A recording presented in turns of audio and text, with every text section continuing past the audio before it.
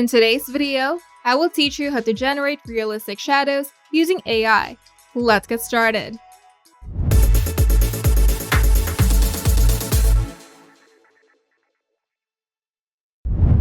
Realistic shadows can make your images look more grounded, professional, and studio-ready. Whether you're working on product photos, portraits, or digital mock-ups, adding AI-generated shadows can dramatically enhance visual appeal with no Photoshop required. You can start by going to Photoroom's website. Once you're on the homepage, look for the left-hand panel that contains the creative tools available.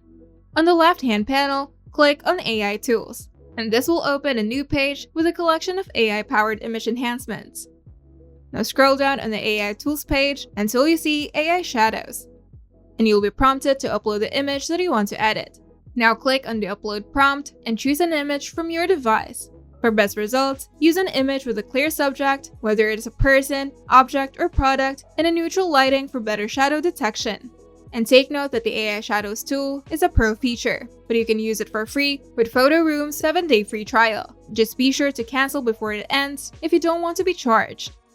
And once selected, Photoroom will automatically remove the background so that the subject is isolated and ready for shadow generation. After upload, you'll see 3 shadow options on the right-hand panel. Soft shadow, which is subtle and diffused and is ideal for natural lighting.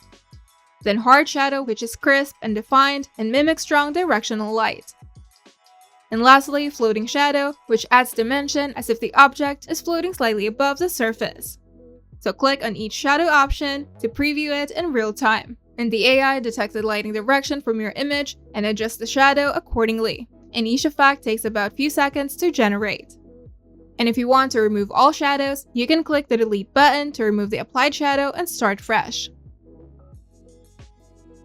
And once you've chosen your shadow, you can click on the image to open more adjustments on the right-hand panel, such as lighting options and layer panel. For lighting options, you can toggle the light on switch to simulate studio lighting, and this automatically regenerates the shadow to reflect the new light source. And on the layer panel, you'll see the object, shadow, and background layers. And from here, you can change or delete the background layer and fine-tune the object's position relative to its shadow. This is perfect if you're creating thumbnails, mock-ups, or product images with consistent branding. And once you're happy with the result, you can click the download button at the top right corner and choose the desired format and quality. If you find this video helpful, make sure to leave a like and subscribe.